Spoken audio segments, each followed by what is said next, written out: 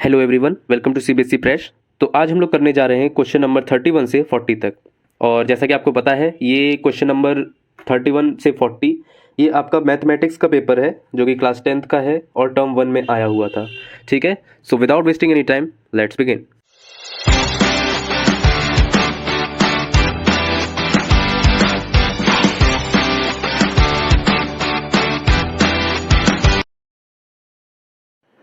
Okay, let's begin with question number 31। So question number 31 में क्या कह रहा है?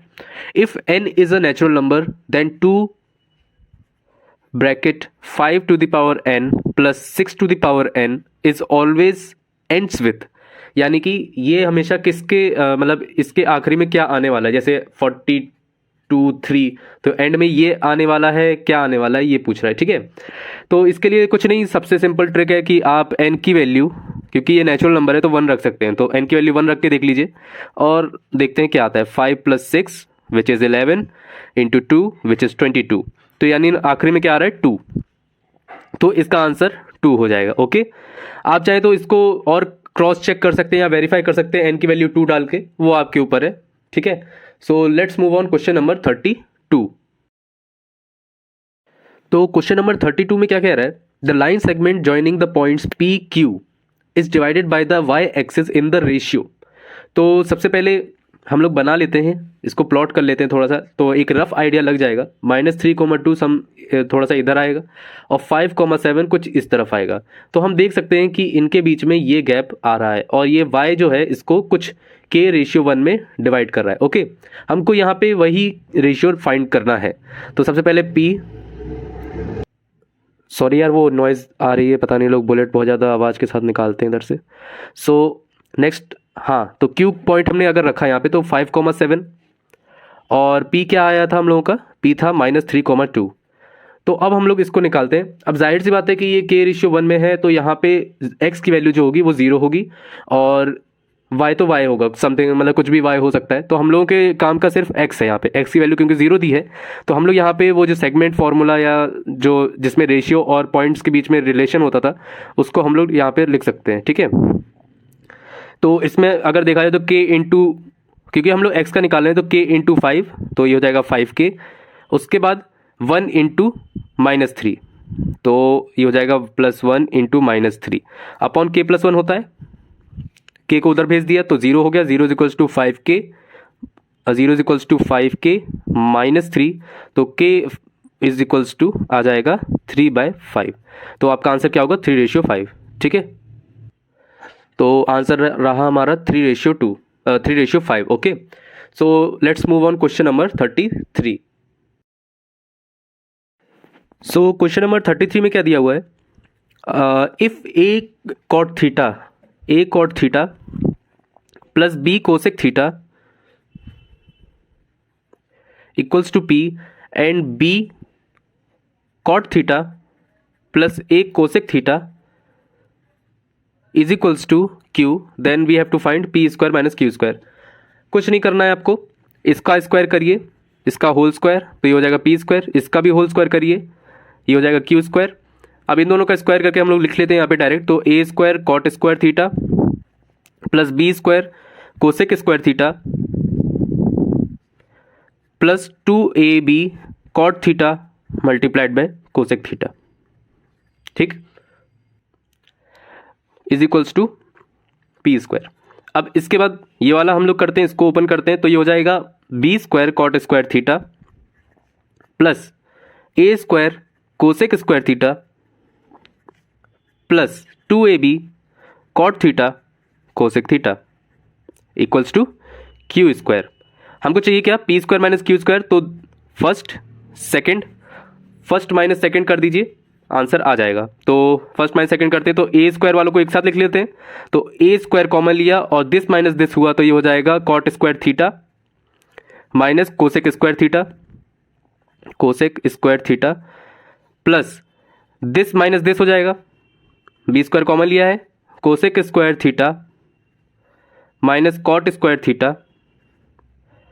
अब इसके बाद ये और ये कट जाएंगे क्योंकि ये दोनों सेम हैं और उसके बाद ये माइनस हो जाएगा तो ये पूरी तरह कैंसिल आउट हो जाएंगे, इक्वल्स टू p² - q²। अब आप जानते हैं ये किसके बराबर होता है, ये होता है -1 के बराबर, ठीक है। -1 into A square plus B square, और एक cosec square theta minus cot square theta 1 होता है, तो B square is equals to P square minus Q square. So B square minus A square equals to P square minus A square Q square. तो आप answer देख सकते हैं इसमें B square minus A square आएगा, ठीक है, B option होगा। Now move on question number 34। So question number 34 में क्या बोल रहे हैं, if the perimeter of a circle is half of a square. सबसे पहले पेरीमीटर ऑफ अ सर्कल हम लोग मान लेते हैं 2πr, ठीक है, और ये किसका हाफ है, ये है स्क्वायर का हाफ, ठीक है। तो स्क्वायर का पेरीमीटर क्या होता है, स्क्वायर का पेरीमीटर होता है 4r, और मैं यहाँ पे देखता हूँ कि अगर ये इसका हाफ है पेरीमीटर, तो यहाँ पे मैं अगर 2 लगा दूँ तो ये दोनों इक्वल आ जाएंगे, ठीक है, बिल्कुल इक्वल आ जाएंगे। अब यहाँ से 4 में से 4 गए, ठीक है, बचा क्या, पाई आर इक्वल्स टू, सॉरी इसको एस ले लेते हैं इसकी साइड को, ठीक है, इज इक्वल्स टू 4s, ठीक है, सॉरी एस 4 कट गया, तो pi is equals to S by R, या आर बाय एस अगर देखा जाए तो कितना आ रहा है 1/पाई, ठीक है। अब हम लोग से पूछ रहा है then the ratio of area of a circle to the area of square. Area of circle क्या होता है, पाई आर स्क्वायर अपॉन किसका किसका रेशियो लेना है, area of circle to the area of square, तो स्क्वायर का एरिया होता है एस स्क्वायर। तो ये आपका R square upon S square को मैं पाई आर बाय एस का होल स्क्वायर लिख सकता हूँ, बिल्कुल लिख सकता हूँ। उसके बाद मैं यहाँ पे आर बाय एस की वैल्यू डाल दूंगा इंटू 1/पाई स्क्वायर, स्क्वायर एक कट गया तो ये आ जाएगा 1/पाई, अगर आप पाई की वैल्यू रखते हैं तो ये आ जाएगा 7/22, ठीक है। तो ये आपका आंसर हो जाएगा D. Now move on question number 35। तो क्वेश्चन नंबर 35 में बोल रहा है अ dice is rolled twice, the probability that 5 will not come up either time is. तो इसके लिए मैंने ये बना दिया है क्या क्या प्रोबेबिलिटी हो सकती है, क्या क्या आउटकम्स हो सकते हैं। 36 जितने भी थे 36 थे उन सबको मैंने लिख लिया यहाँ पे, ठीक है। तो सबसे पहले इसमें 5 कभी भी नहीं आना चाहिए, तो 5 कभी भी नहीं आए तो एक तो यहाँ पे 5 आ रहा है, तो मैं इस पूरे कॉलम को हटा देता हूँ और एक इस कॉलम को हटा देता हूँ क्योंकि इसमें भी 5 आ रहा है और किसी में आपको 5 नहीं दिख रहा होगा, ठीक है। तो अब इसको गिन लेते हैं, तो 1 2 3 4 5 6 7 8 9 10 11, तो 11 ऐसे आउटकम्स हैं जो कि आपके नहीं आने चाहिए, ठीक है। तो देखते हैं इसको हम लोग 36 आउटकम्स में से 11 को हटाते हैं तो ये आ जाएगा 5 और ये 25/36। तो देख लीजिए ये आंसर होना चाहिए, हाँ बिल्कुल। सॉरी थोड़ा सा खांसी है मुझे। Okay now move on question number 36। तो क्वेश्चन नंबर 36 में क्या बोल रहा है कि एक नंबर है 2400, ये किसी दो नंबर का एलसीएम है, ठीक है। अब हमको पता करना है कि इनमें से कौन सा उसका एचसीएफ नहीं हो सकता। तो कोई नहीं, हम लोग देख लेते हैं इसको। तो सबसे पहले आता है 300, तो 300 एचसीएफ हो सकता है क्या, हाँ बिल्कुल हो सकता है 300। और आप एक काम करिए, तो 300 में 2400 देखा जाए तो कितनी बार में आता है, तो 8 इंटू 300 अगर कर दिया जाए तो आई थिंक ये आपका 2400 हो जाएगा। तो ये तो नहीं हो सकता क्योंकि देखो यहाँ पे 300 इसका एचसीएफ हो सकता है। उसके बाद हम लोग आते हैं 400 पे, तो 400 में देखा जाए तो 400 भी हो सकता है, 6 इंटू 400 अगर कर दिया जाए तो ये और इन दोनों का एचसीएफ जो होगा 400 होगा, ठीक है। इसके बाद नेक्स्ट आता है आपका 500, तो 500 में मैं ऐसा कुछ नहीं बना सकता हूँ कि उससे 2400 बन जाए, ठीक है। तो 500 तो एक हो गया कि हाँ भाई ये मतलब सस्पेक्ट है हमारा कि इससे ऐसा कोई नंबर नहीं बन सकता। अगर 6 को देखा जाए 600 को, तो 600 इंटू 4 इंटू 600 और 4 इंटू 600 अगर देखा जाए तो इन दोनों का एचसीएफ भी 600 आ रहा है, यानी कि हमारा आंसर कौन सा है 500, ठीक है। Now move on question number 37। तो यार क्वेश्चन नंबर 37 देखा जाए तो इसमें फिगर दिया हुआ है, आप लोग फिगर देख सकते हैं अपने क्वेश्चन पेपर में। और इस फिगर में ये बोला जा रहा है कि पीए और क्यूबी और आरसी जो है वो परपेंडिकुलर है एसी के, ओके। और हम लोगों के पास एक्स और जेड दिया हुआ है और आपको वाई कैलकुलेट करना है। तो देखो इसको करने का सिंपल सा तरीका है, हम लोगों को पता है कि इसमें सिमिलैरिटी वाला कॉन्सेप्ट आने वाला है, ठीक है। तो सबसे पहले हम लोग कंसीडर किस किस ट्राइंगल को करते हैं, ट्राइंगल सी ए पी और ट्राइंगल सी बी क्यू, ठीक है। इन दोनों को कंसीडर करते हैं। तो एंगल सी जो है इन दोनों में, एंगल सी, तो एंगल सी इन दोनों में कॉमन है, ठीक है। दोनों ही ट्राइंगल में कॉमन है, आप देख सकते हो, ठीक है, ये दोनों कॉमन है। दूसरा है एंगल सी बी क्यू और एंगल सी ए पी। ये दोनों भी क्या है, दोनों 90 डिग्री पे हैं, दोनों 90 डिग्री पे है ना। ओके, सी बी क्यू और सी ए पी, ठीक है। तो इस ये तो ए हो गया, ठीक है। अब दो एंगल अगर आपके इक्वल आते हैं तो तीसरा ऑटोमेटिकली इक्वल आ जाता है, क्योंकि वो आप लोगों ने पढ़ा होगा, ठीक है। और उसका प्रूविंग क्या है कि वो आपका 180 डिग्री होता है, तो अगर दो आपके इक्वल आ गए तो तीसरा वाला अपने आप ही इक्वल आ जाता है, ठीक है। तो इससे हम लोग क्या कर सकते हैं, अब हम लोग ये दोनों ट्राइंगल अगर सिमिलर आ गए हैं, यानी ट्राइंगल ये दोनों सिमिलर आ गए हैं, तो हम लोग ये कर सकते हैं कि y अपॉन एक्स किसके बराबर होगा, सी बी अपॉन ए सी के, ठीक है। ये रेशियो मतलब जो साइड्स का रेशियो होता है वो इक्वल होता है ना, तो ठीक है। ये आपकी हो गई इक्वेशन नंबर 1। फिर हम लोग आते हैं ट्राइंगल किसके किसके बीच में, ए आर सी और ट्राइंगल ए बी क्यू, ठीक है। अब इसके बाद क्या करना है, इसके बाद आपको angle A B C equals to angle R C A, ये दोनों ही 90 डिग्री हैं इसलिए इक्वल है। आप लोग अपने क्वेश्चन पेपर में देखते रहिए साथ साथ में। Angle R A C equals to angle Q A B, ये दोनों कॉमन है, ठीक है, कॉमन एंगल है। और तीसरा वाला अपने आप ही इक्वल हो जाएगा, तो चाहूँ तो मैं लिख दूँ और चाहे तो आप लोग एंगल मान सकते हैं, ठीक है, एंगल ए आर सी। तो ये दोनों सिमिलर प्रूफ हो चुके हैं। अब सिमिलर है तो आपको पता है कि जो साइड्स का रेशियो होता है वो इक्वल होता है, तो y by z equals to A B upon A C, ये दोनों आ गए हमारे इक्वेशन नंबर 2। अब इक्वेशन नंबर 1 क्या था, मैं लिख देता हूँ यहाँ पे। इक्वेशन नंबर 1 था y by x equals to C B upon A C. और आप ये बात मत भूलिए कि जो ए सी है वो क्या है, A B plus B C, okay. तो मैं एक काम करता हूँ, इन दोनों को ऐड कर देता हूँ, फर्स्ट और सेकंड को, फर्स्ट प्लस सेकंड, ठीक है। तो y by X plus Y by X, sorry y by Z plus Y by x equals to C B upon A C plus A B. अब ये दोनों मिलके ए सी बना लेते हैं, यानी ये 1 हो गया। और इधर पे y को कॉमन ले लिया जाए तो ये आ जाएगा 1 by Z plus 1 by X, तो 1 by Z plus 1 by x equals to 1 by Y, okay. अब आप लोग क्या करिए, इसमें z और x की वैल्यू रख लीजिए। रुक जाइए, मैं स्क्रीन ऊपर कर, तो ये देखिए, ठीक है, ये कॉमन ले लिया, उसके बाद ये रिलेशन आ चुका है। अब क्या करिए, x और z की वैल्यू रखते हैं इसमें। तो x की वैल्यू क्या थी, x की वैल्यू थी 8, तो मैं यहाँ लिख देता हूँ, ठीक है, पेज ज़्यादा बर्बाद नहीं करना है। तो 1 बाय 8 प्लस 1 बाय 6, ठीक है, इक्वल्स टू 1 बाय वाई। इनका एलसीएम लीजिए, एलसीएम कितना आने वाला है, तो एलसीएम आएगा इन दोनों का 24। 8 कितना होता है, तो 3 plus 4 equals to 1 by Y, तो ये आ जाएगा 24/7 वाई की वैल्यू, ठीक है। तो यही आपका आंसर आने वाला है। Now move on question number 38। अब क्वेश्चन नंबर 38 में दिया हुआ है कि आपके पास एक ट्राइंगल है, मैं लिख देता हूँ यहाँ पे, ट्राइंगल ये बना देता हूँ, और इसमें ये x है, x डिग्री है, ओके, ये a है, सॉरी एंगल, ठीक है, ये b है, ये c है। तो b कितना है, b है आपका 3x माइनस 2 डिग्रीज, ठीक है। और y कितना है, y है मतलब c जो है वो y डिग्री है, ठीक है।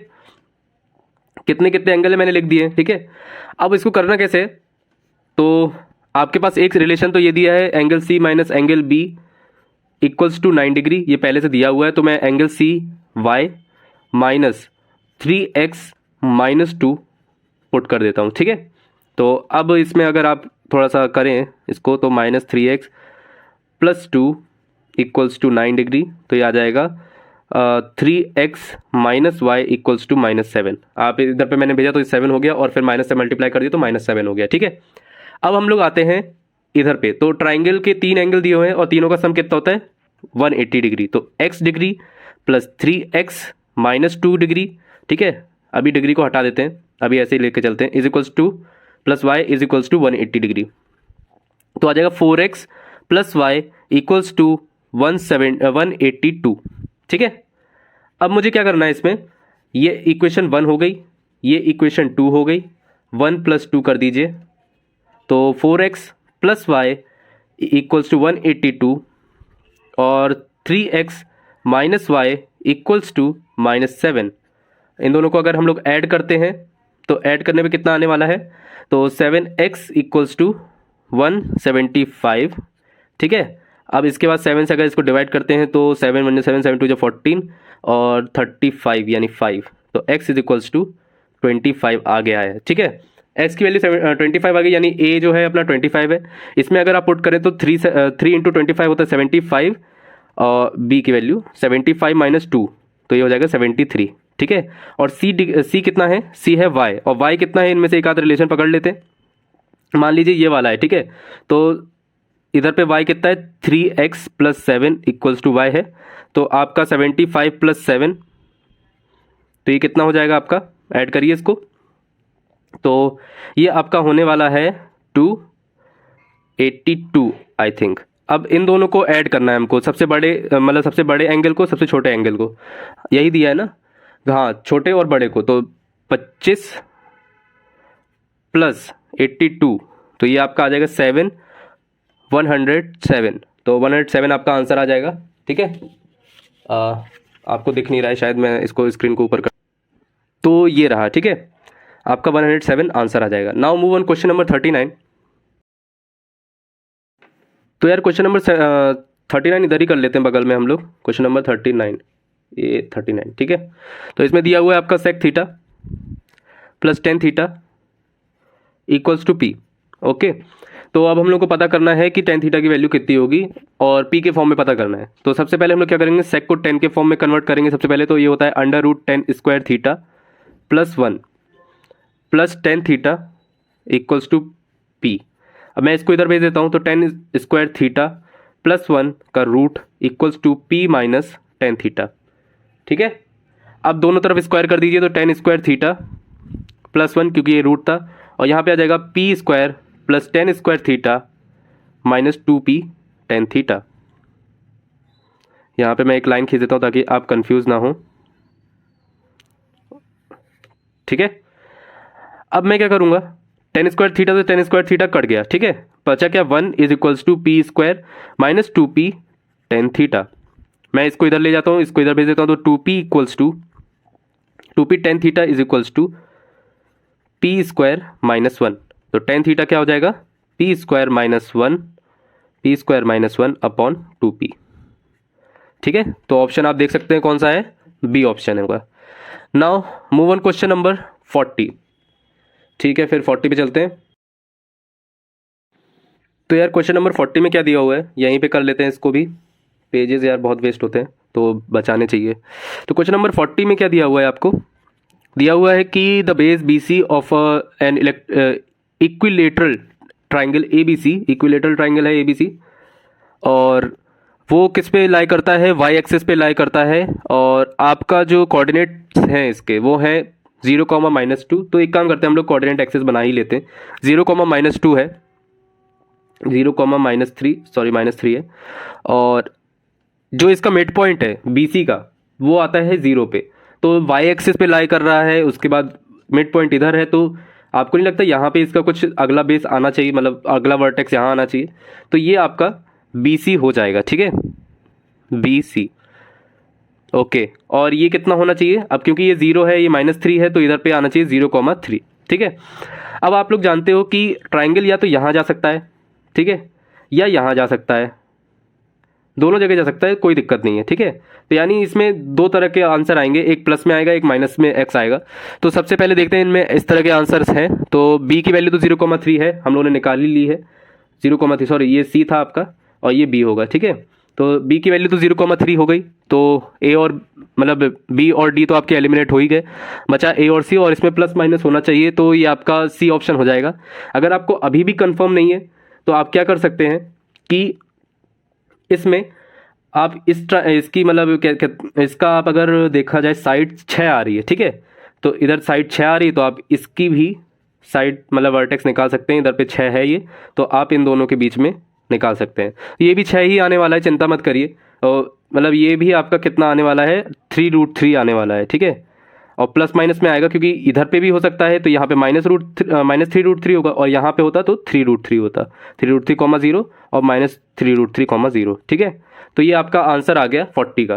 देखिए इसमें दिमाग यूज़ करना है आपको, बिल्कुल मजदूरी टाइप का कुछ नहीं करना है। इसमें मैंने देखा कि हाँ भाई ये वाई पे लाई कर रहा है, मिड पॉइंट इधर पे है, तो दैट्स बात है बी उस तरफ होगा। ठीक है, तो इससे तो बेस निकल आया।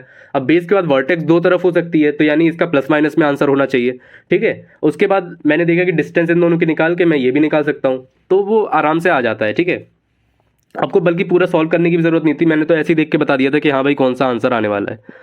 तो ये था क्वेश्चन आज का लास्ट। तो इसके बाद 41 से 50 अगली क्लास में करेंगे। ओके, तब तक के लिए आपको सब्सक्राइब, लाइक, शेयर और कमेंट करने, और बहुत ही जल्दी मतलब काफ़ी हम लोग इंक्रीज़ कर, मतलब पिछले कुछ वीडियोस में आप लोगों ने काफ़ी अच्छा रिस्पांस दिया है, काफ़ी ज़्यादा सब्सक्राइबर्स हुए, तो ऐसे ही प्यार देते रहिए। तब तक